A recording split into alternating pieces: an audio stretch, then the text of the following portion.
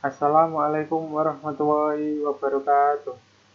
Perkenalkan, nama saya Doni Indra Pramana, NIM 2020 53153. Saya dari kelas Sistem Informasi dari kelas C, Universitas Muria Kudus. Di sini saya akan mempresentasikan, karena NIM saya ganjil, saya akan mempresentasikan materi metodologi penelitian pertemuan ke-11. Pertemuan ini adalah desain penelitian, studi research. Ini ya, desain penelitian merupakan pedoman dalam melakukan proses penelitian, diantaranya dalam menentukan instrumen, pengambilan data, penentuan sampel, pengumpulan data, serta analisa data. Dengan pemilihan desain penelitian yang tepat, diharapkan akan dapat membantu penelitian dalam menjalankan penelitian secara benar. Tanpa desain yang benar, seorang peneliti tidak akan dapat melakukan penelitian dengan baik karena tidak memiliki pedoman penelitian yang jelas. Ini yang ke-8, melanjutkan, yaitu case study research. Latar belakangnya adalah studi kasus merupakan penelitian yang memusatkan perhatian pada suatu kasus tertentu dengan menggunakan individu atau kelompok sebagai bahan studinya. Biasanya difokuskan untuk menggali dan mengumpulkan data yang lebih dalam terhadap objek yang diteliti untuk dapat menjawab permasalahan yang sedang terjadi. Selanjutnya, dapat dikatakan bahwa penelitian studi kasus bersifat deskriptif dan eksploratif. Terdapat investigasi empiris tentang suatu fenomena yang ingin dipecahkan oleh peneliti. Apa yang dimaksud fenomena? Dan sejak kapan sesuatu itu disebut sebagai fenomena? Misalnya, apa fenomena atau kejadian peristiwa yang ada pada bidang IT? Bagaimana dan kenapa orang menggunakan IT? Ada yang gagal, ada yang sukses. Fenomena bisa digali dengan melakukan penelitian studi kasus. Studi kasus yang diambil bisa berasal dari suatu organisasi, komunitas tertentu, ataupun dengan cakupan yang lebih luas lagi. Perbedaannya dengan penelitian survei, pada penelitian survei jumlah sampelnya cukup luas, sedangkan pada studi kasus jumlah sampel yang diambil sangat sedikit atau hanya beberapa orang saja. Persamaannya dengan penelitian survei adalah keduanya sama-sama menggali fenomena. Kita lanjut ya. Ini adalah konsep menurut ahli atau pakar. Ini yang pertama itu menurut ahli atau pakar Yin tahun 2002, studi kasus dapat digambarkan sebagai proses pencarian pengetahuan yang empiris untuk menyelidiki dan meneliti berbagai fenomena dalam konteks kehidupan nyata.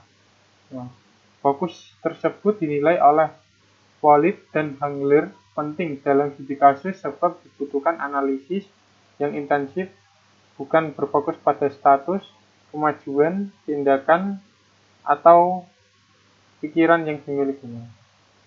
Dan yang kedua ada ahli atau pakar Pollitt dan Hangler pada tahun 1992. Studi kasus berfokus pada penentuan dinamika mengenai pertanyaan lebih lanjut mengapa seseorang berpikir melakukan sesuatu atau bahkan menggambarkan diri. Yin juga mengemukakan bahwa pendekatan studi kasus bisa diterapkan apabila batas antara fenomena dan konteks kehidupan nyata terlihat samar atau tidak terlihat dengan jelas serta ada beberapa sumber yang dapat dijadikan acuan bukti dan penggalian informasi. Ini yang ketiga ada Telis pada tahun 1997. Studi kasus merupakan metode yang memiliki unit analisis yang lebih mengacu pada sistem tindakan yang dilakukan dibandingkan pada individunya sendiri atau suatu lembaga tertentu. Nah, Telis juga menekankan bahwa unit analisis tersebut adalah hal yang kritikal dalam penerapan studi kasus dan dapat bervariasi antara individu atau lembaga. Nah, ini yang keempat ya, ada Flyberg tahun 2006. Dalam riset yang menggunakan metode ini, dilakukan pemeriksaan longitudinal yang mendalam terhadap suatu keadaan atau kejadian yang disebut sebagai kasus dengan menggunakan cara-cara yang sistematis dalam melakukan pengamatan, pengumpulan data, analisis informasi, dan pelaporan hasilnya. Sebagai hasilnya akan diperoleh pemahaman yang mendalam tentang mengapa suatu terjadi dan dapat menjadi dasar bagi riset selanjutnya. Studi kasus dapat digunakan untuk menghasilkan dan menguji hipotesis. Selanjutnya, ini ada Yin tahun 2002 dan Lamnek tahun 2005. Menyatakan bahwa studi kasus adalah suatu strategi riset penelaahan empiris yang menyelidiki suatu gejala dalam latar kehidupan nyata. Strategi ini dapat menyertakan bukti kuantitatif yang bersandar pada berbagai sumber dan perkembangan sebelumnya. Dari proposisi teoretis, studi kasus dapat menggunakan bukti baik yang bersifat kuantitatif maupun kualitatif.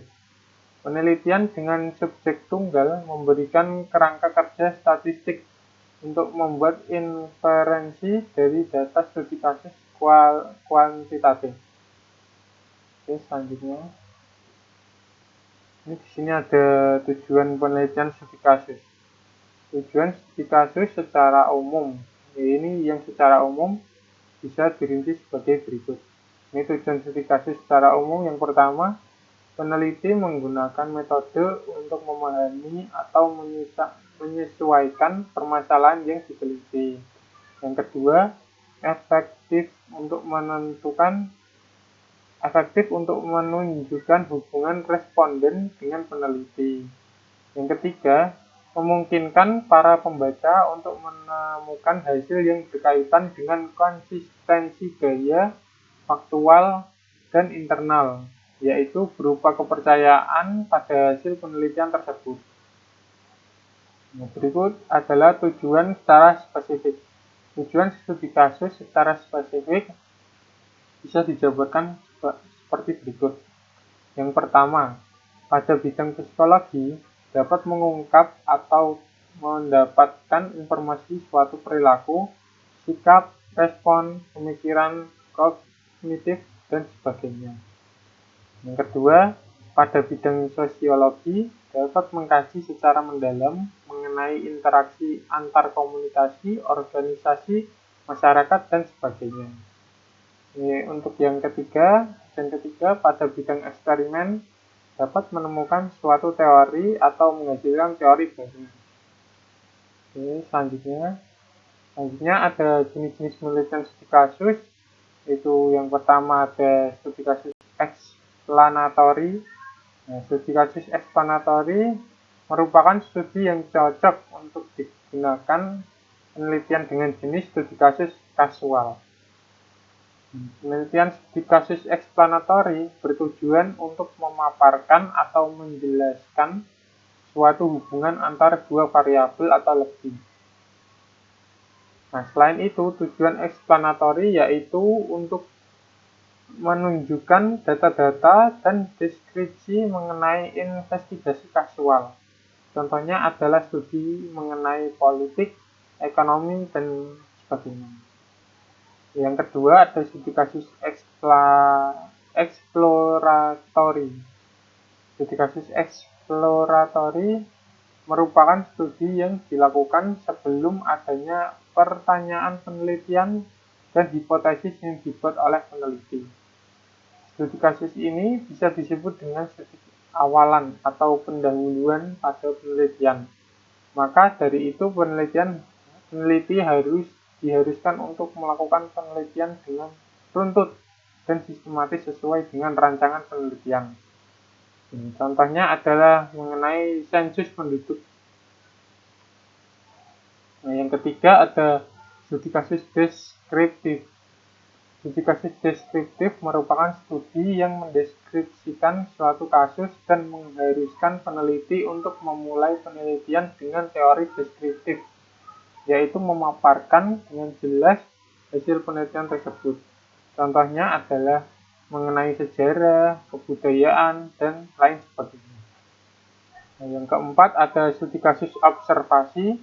Studi kasus observasi merupakan studi yang dilakukan oleh peneliti untuk mengkaji atau menganalisis subjek yang bersifat benda fisik atau suatu proses atau kegiatan yang sedang berlangsung. Sehingga pada studi kasus observasi mengharuskan peneliti untuk turun ke lapangan untuk mendapatkan data-data tersebut. Selanjutnya, yang kelima, ada studi kasus kemasyarakatan. Studi kasus kemasyarakatan ini merupakan studi yang dilakukan oleh peneliti untuk mengkaji atau menganalisis suatu permasalahan sosial terjadi atau berkaitan dengan masyarakat secara umum. Studi kasus yang diteliti mengenai studi kasus kemasyarakatan. Contohnya berupa perilaku menyimpang, pemberdayaan masyarakat, organisasi masyarakat, kehidupan sosial, perubahan sosial masyarakat, dan lain sebagainya. Yang keenam, ada studi kasus sejarah hidup. Studi kasus sejarah hidup merupakan suatu studi yang disebut dengan studi kasus biografi. Pada penelitian ini berfokus pada biografi seseorang yang berjasa atau memberikan kontribusi pada negara, sebagai pahlawan, dan lain sebagainya. Contohnya adalah studi kasus mengenai tokoh presiden, pahlawan, dan lain-lain. Selanjutnya, yang ketujuh ada studi kasus mikroetnografi. Studi kasus etnografi merupakan suatu studi yang dilakukan oleh peneliti untuk menganalisis atau mengkaji mengenai kebiasaan-kebiasaan yang terjadi pada suatu kelompok kecil. Contohnya adalah pengkajian mengenai tindakan kelas, perkembangan suku, dan sebagainya. Yang ke-8 ada studi kasus analisis situasi, yaitu merupakan studi yang dilakukan untuk mengkaji atau menganalisis kebenaran dari satu kasus yang sedang hangat diperbincangkan atau kasus besar di masyarakat. Contohnya adalah mengenai perkembangan teknologi, pengaruh penggunaan media sosial, dan lain sebagainya. Oke, selanjutnya ada bentuk studi kasus berdasarkan permasalahan penelitian. Yang pertama, ada studi kasus instrumental tunggal. Studi kasus instrumental tunggal merupakan studi kasus yang menganalisis atau mengkaji sebuah kasus dan menjelaskannya dengan deskripsi. Pada penelitian ini, kasus tersebut menjadi instrumen untuk menggambarkan secara rinci. Yang kedua, ada studi kasus jamak. Studi kasus jamak merupakan studi kasus yang menganalisis atau mengkaji lebih dari satu atau banyak kasus pada sebuah penelitian. Penelitian ini juga bisa mengkaji satu permasalahan, namun banyak isu yang digunakan, sehingga penelitian ini dapat dikatakan penelitian yang kompleks. Yang ketiga ada studi kasus mendalam. Studi kasus mendalam merupakan studi kasus yang menganalisis atau mengkaji suatu kasus yang memiliki ciri khas atau keunikan. Penelitian ini hampir mirip dengan penelitian naratif, namun prosedur dalam kajiannya lebih rinci sehingga sangat berkaitan dengan konteks. Lanjut, ada ciri-ciri penelitian studi kasus yang baik. Ciri-ciri penelitian studi kasus yang baik memiliki karakteristik seperti di bawah ini. Yang pertama, memandang objek penelitian sebagai kasus atau permasalahan. Yang kedua, memandang kasus sebagai fenomena yang bersifat kontemporer. Yang ketiga, dilakukan berdasarkan kenyataan atau fakta yang ada. Yang keempat, menggunakan berbagai sumber data untuk diteliti. Yang kelima, menggunakan teori yang sesuai sebagai pedoman atau acuan penelitian. Selanjutnya, di sini ada kelebihan dan kekurangan penelitian studi kasus. Kelebihan atau keunggulan penelitian studi kasus yaitu yang pertama, studi kasus dapat mengungkap hal-hal spesifik, detail, dan rinci yang tidak bisa dijelaskan dengan penelitian yang lain. Selain itu, penelitian studi kasus juga dapat menguak makna di balik permasalahan atau fenomena yang diteliti dengan kondisi yang apa adanya. Yang ketiga, studi kasus tidak hanya sekedar memberikan laporan secara faktual, akan tetapi dapat juga memberikan suasana, nuansa, dan pikiran-pikiran yang dapat dikembangkan menjadi bahan penelitian lain selanjutnya. Selanjutnya ada kekurangan atau kelemahan penelitian studi kasus, yaitu yang pertama, pada penelitian kuantitatif, studi kasus agak dipersoalkan karena segi reliabilitas, validitas, dan generalisasi. Yang kedua, studi kasus tidak terlalu cocok dengan menggunakan penelitian kuantitatif karena tujuannya menggeneralisasi. Yang ketiga, studi kasus yang bersifat observasional mengharuskan peneliti untuk terjun langsung supaya mendapatkan data yang valid. Selanjutnya, langkah-langkah dalam penelitian studi kasus. Yang pertama, pemilihan kasus haruslah berdasarkan alasan yang matang, sehingga penelitian tersebut berjalan dengan proses-proses penelitian sesuai prosedur dan dapat mencapai tujuan penelitian. Kasus tersebut harus disesuaikan bidang-bidang yang disesuaikan dengan tujuan penelitian. Selain itu, kasus yang dijadikan permasalahan tersebut haruslah masuk akal dan ada latar belakang yang jelas. Yang kedua, pengumpulan data. Disesuaikan dengan penelitian, apakah harus menggunakan observasi, wawancara, analisis dokumen, survei, dan sebagainya. Pengumpulan data harus memperhatikan objek yang diteliti, hingga data yang didapatkan dapat dibuktikan atau diuji secara valid. Dapat dikatakan bahwa peneliti harus menggunakan teknik pengumpulan yang sesuai dengan penelitian, supaya mendapatkan data-data yang valid. Yang ketiga, ada analisis data. Dilakukan setelah mendapatkan data-data berdasarkan pada teknik-teknik pengumpulan data yang sesuai. Setelah data-data tersebut dikumpulkan, maka peneliti menganalisis, mengorganisasi, dan mengklasifikasi temuan-temuan tersebut. Teknik analisis data yang digunakan haruslah jelas sehingga tidak menimbulkan kerancauan analisis data. Yang keempat, ada perbaikan. Perbaikan dilakukan karena pada penelitian yang dilakukan tersebut haruslah didapatkan hasil penelitian yang sempurna, sehingga mengharuskan perbaikan walaupun data-data sudah dikumpulkan dan diklasifikasi. Perbaikan ini bertujuan untuk menguatkan atau menyempurnakan hasil penelitian. Bisa jadi penelitian ternyata membutuhkan data-data baru, sehingga peneliti harus terjun lagi ke lapangan untuk mendapatkan data-data tersebut. Ini yang kelima ya, penulisan laporan.